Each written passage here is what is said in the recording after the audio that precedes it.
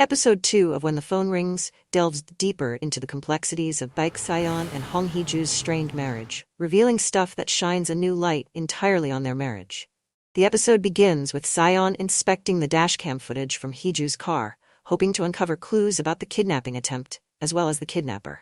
Hee-joo panics, knowing the footage could reveal her speaking, blowing the smoke of her supposed mutism. Luckily for her, the data is erased, deepening the mystery even further for Sa-eon.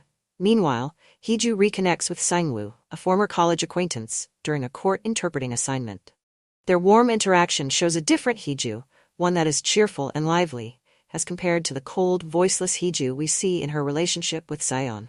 This meeting unsettles Sa-eon, who receives a photo of their encounter from Hee-joo's bodyguards. We witness jealousy arise within Sa-eon over this, hinting at some hidden emotions. The strained marriage is further explored during a visit from Hee-joo's mother, who pressures her to seduce Sa-eon, threatening to take her father out of the nursing home if she didn't comply with her orders. This emotional blackmail from her mother explains a little the reason how she was convinced to go through with this marriage in the first place. Instead of following her mother's advice, however, Hee-joo takes her impersonation game to a new level by sending Sa-eon a photo of a distinctive birthmark on her thigh.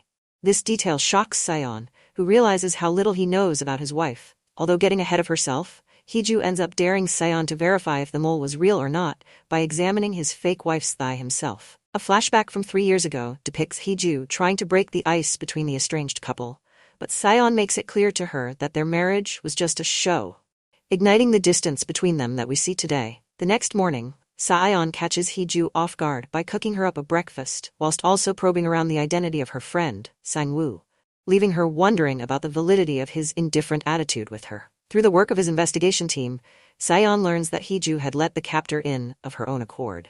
His suspicions rise to even greater heights when the reporter from earlier hints at the possibility of an affair going on based on what Sa-eon had disclosed to him. On the other, Hee-joo makes a visit to her father at a nursing home.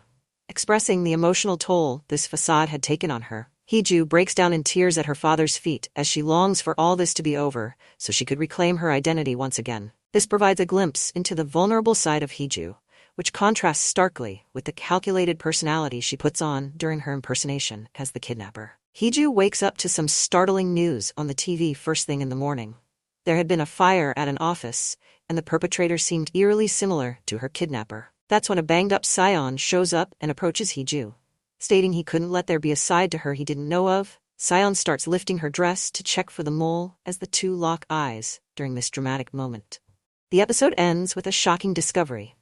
A flashback from 3 years ago reveals Sa-eon had actually been the one who had orchestrated the marriage in order to protect Hee-joo from being married to the sleazy son of a construction family, leaving us conflicted about the duality in Sa-eon's personality.